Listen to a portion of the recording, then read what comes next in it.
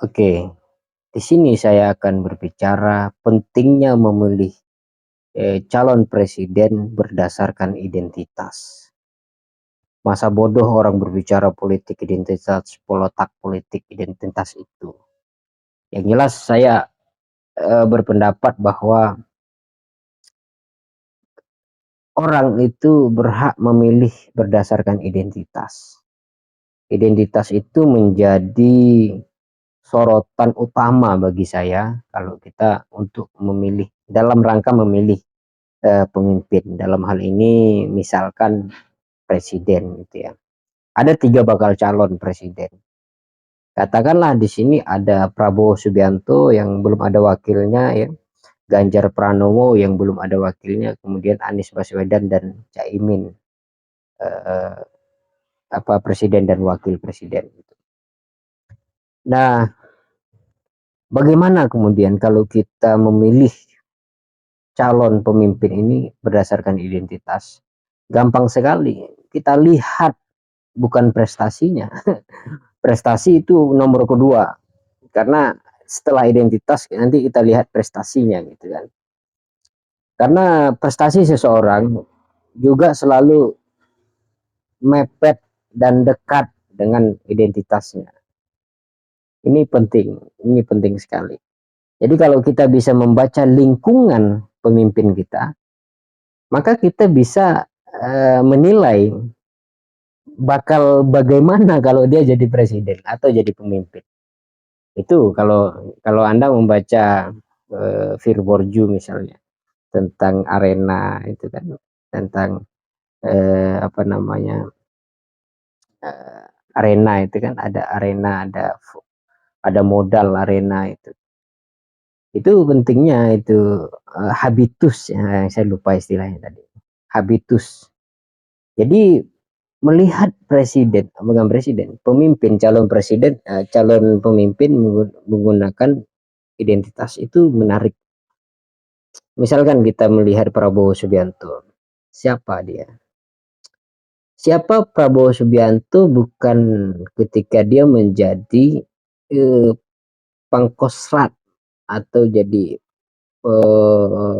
tentara khusus Kopassus, Komando Angkatan Khusus ya. Tetapi siapa orang tuanya gitu kan? Siapa keluarganya? Yang kita tahu ada keluarganya adalah keluarga yang majemuk. Masih ada di keluarga Prabowo Subianto itu yang bukan Islam. Prabowo Subianto sendiri Islam, tapi memang mereka akur dan akrab, gitu kan, rukun dan menggambarkan memang Indonesia di masa lalu sebelum jadi Indonesia Nusantara, gitu kan, kita rukun, rukun gitu. Walaupun berbeda keyakinan dan rukun. Jadi kita bisa melihat seberapa nanti ketika Prabowo Subianto, kita bisa bayangkan kalau dia jadi presiden, itu tidak akan pernah ada permasalahan identitas keagamaan atau persoalan keagamaan. Karena dari keluarga saja dia sudah sangat majemuk, sangat liberal ya, dalam tanda petik liberal artinya demokratis ya, yang tidak mempermasalahkan soal kepercayaan, keyakinan dan sebagainya itu menarik. Dia juga keturunan orang-orang yang intelektual. Jadi berdasarkan identitas kita bisa melihat Prabowo Subianto itu layak tuh jadi pemimpin. Sekarang kita beralih kepada Ganjar Pranowo. Siapa Ganjar Pranowo itu?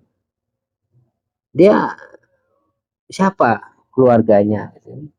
Dia hidup di kalangan aktivis dengan partai dengan partai PDIP itu kan, orang-orang hebat di sekelilingnya. Tapi mohon maaf sekali saya nggak tahu ya keluarganya siapa. Mungkin orang-orang biasa saja. Berdasarkan identitas, mohon maaf, bukan berarti saya menganjurkan tidak memilih. Berdasarkan identitas kan dia tidak begitu menarik di dalam kekeluargaan itu. Jadi tidak ada menoreh prestasi keluarga-keluarganya dan sebagainya itu ya. Saya tidak begitu mengerti tentang Ganjar Pranowo. Dan yang selanjutnya yang ketiga adalah Anies Baswedan dan Caimin. Ya jelas ya, Caimin tuh Gus ya, Gus Muhaimin, dia anak kiai. Sementara Anies Baswedan itu kakeknya pejuang. Jadi ada terah pejuang juga, terah kiai. Dan orang-orang seperti ini secara identiti layak ya, layak menjadi presiden. Tapi apakah itu menjadi ukuran utama dan satu-satunya? Bagi saya ukuran identitas itu sangat layak dipertimbangkan, tapi bukan bagian satu-satunya. Karena kita juga harus tahu latar belakang seorang pemimpin yang akan mencalon itu, dulu dia di organisasi apa, dia aktif di mana, apa prestasinya, dan sebagainya itu. Itu juga penting. Nah, ranah kedua itu baru kita berbicara tuh, Prabowo itu pernah jadi Kopassus, apa saja dia prestasinya gitu ya. Ganjar itu pernah jadi aktivis sangat luar biasa gitu kan. Baru kita bicara hal-hal itu, tahap keduanya. Kemudian Anies itu ya juga aktivis intelektual gitu kan, pernah jadi rektor gitu.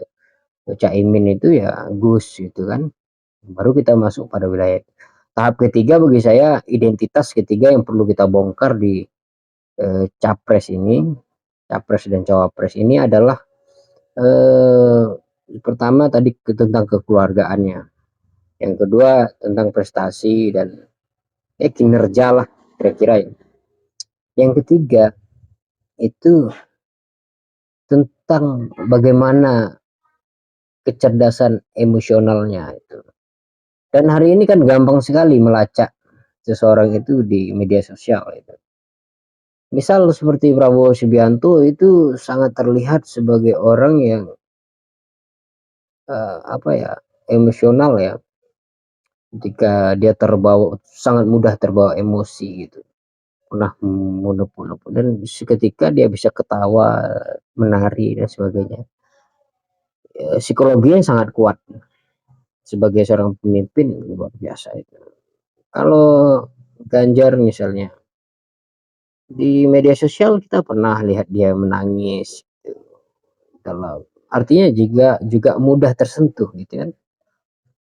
Anies Baswedan saya tidak pernah melihat dia menangis ya, tapi selalu santai dalam pembicaraan politik, bicaraan diundang di mana-mana itu.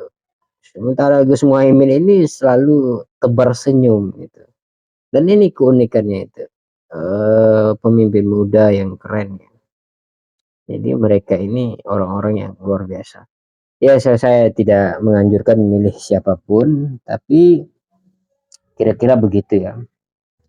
Kita tidak boleh mengabaikan identitinya. Kalau dia beragama Islam, maka kita lihatlah apakah dia taat dengan agamanya.